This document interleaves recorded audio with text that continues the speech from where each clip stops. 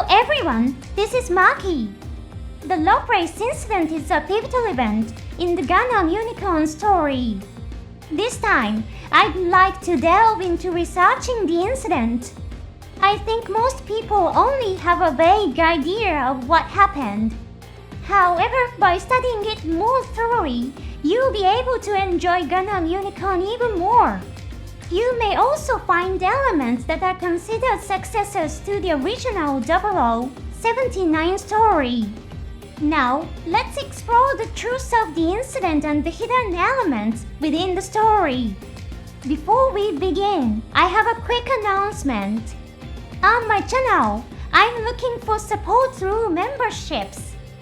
For 99 cents per month, you can get a name badge and comment stamps. Now, let's begin the analysis. First, let's take a look at the text written on Laplace's box. What I present here is based on the Japanese version that I watched, so keep in mind that the wording may differ slightly depending on the country. The text reads if in the future, the emergence of a new type of humanity adapted to life in space is confirmed, those individuals shall be given priority participation in government operations. This is the message inscribed on Laplace's box and its true nature. The Laplace incident refers to the bombing of the space station that resulted in the monument's destruction and the death of Ricardo Masnas, the first president of the Earth Federation government. So, who is the mastermind behind this incident? Were they people who held resentment toward the Earth Federation government? As I mentioned in an earlier episode, the space colonization project was a very aggressive policy. It wouldn't be surprising if there were people who harbored hostility toward the government. However, some fans of the Universal Century series might suspect wasn't it the Earth Federation government itself that carried it out? To get straight to the point, that suspicion is correct. However, this outcome is actually quite surprising. In the Gundam series, historical turning points are often portrayed in a way that leaves the truth ambiguous, allowing the audience to draw their own conclusions. The assassination of Zeon Daikan mentioned in the original 0079 is one such example. Many characters believe the Zombie family orchestrated the assassination, but no clear evidence is ever presented. There is actually a slight exception to this, though.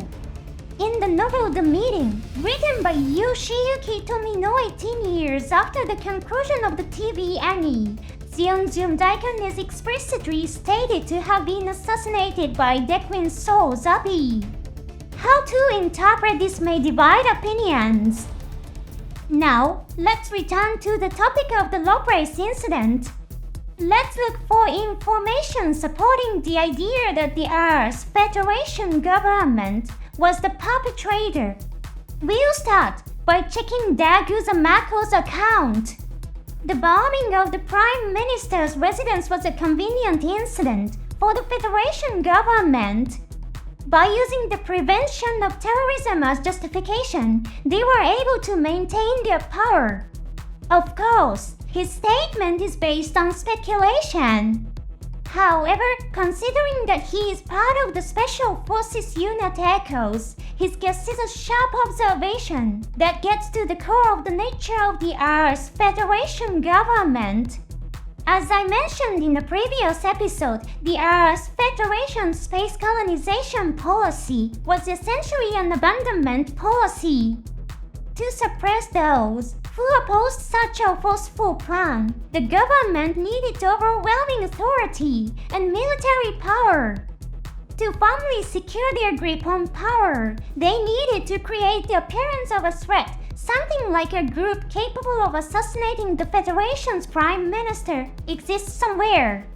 Nevertheless, Dagusa's words remain grounded in speculation. Next, let's examine a line from Ridley Masnas. As his name suggests, Ritty is a blood relative of Ricardo Mars. My family, the Mars family, is like a mirror image of the Beast Foundation. The Beast Foundation possesses Laplace's box and uses it to extract favors and profit from the Earth's Federation government. Doesn't it seem strange to hear Ritty say, the Mars family is like a mirror image of the Beast Foundation? The Mars family is supposed to be the victim, the family whose ancestor Ricardo was assassinated. Why would he describe them as a mirror image of the Beast Foundation?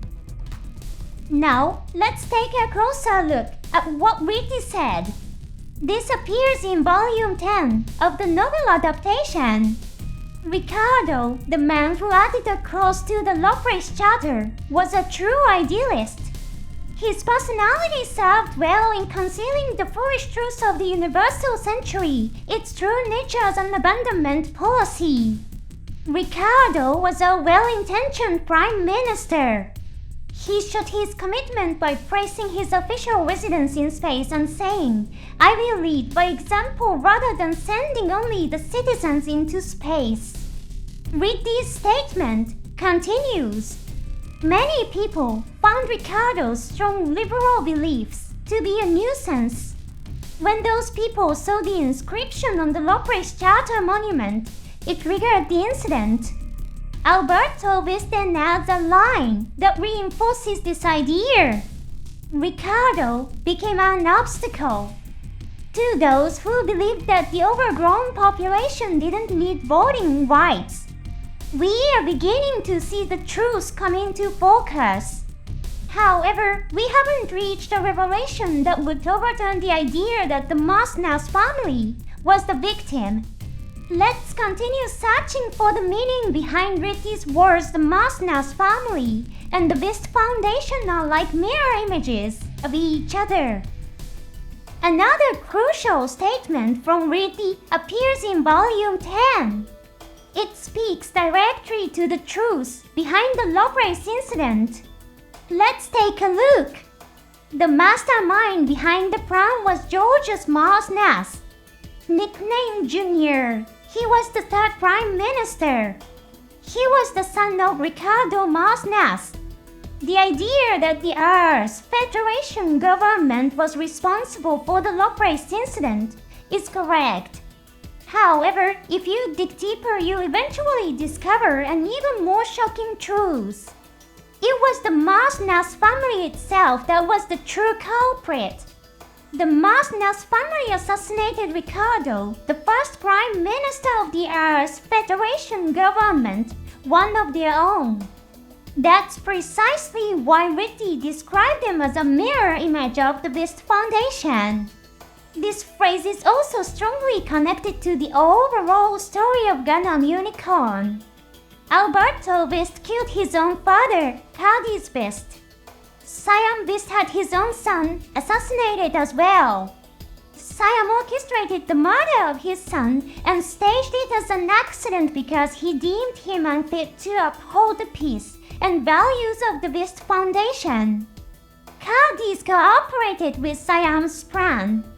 Both the Mars and Beast families carry a curse of king killing king. Keeping this in mind, let's revisit the story and focus on Ronan Mars. As his name suggests, he is a Mars family member and Ritty's father. The Earth's Federation government attempts to destroy Laplace's box with a colony laser. Ronan is shocked to learn that Ritty Mars is in the target zone. A pained expression appears on his face.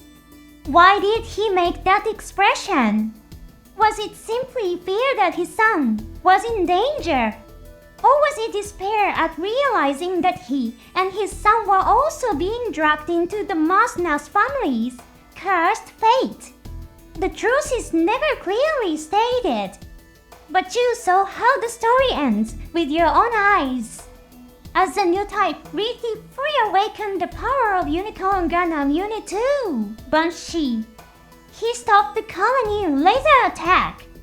Of course, the protagonist of Gundam Unicorn is Banshee Lynx. However, the final scene also clearly shows that Ridley broke the curse. By delving into the truth behind the Laplace incident, we found new ways to appreciate the Gundam Unicorn story on a deeper level. Perhaps you've noticed something else, too. The theme of family members killing each other also appears in the original 0079.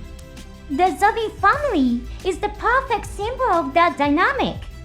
Although Gundam Unicorn is often considered very different from the original Universal Century, a closer analysis reveals that it clearly inherits the DNA of the original 0079. I plan to continue researching the Laplace incident and Laplace's box. Please look forward to what's coming next. Thank you so much for watching all the way to the end. See you in the next episode.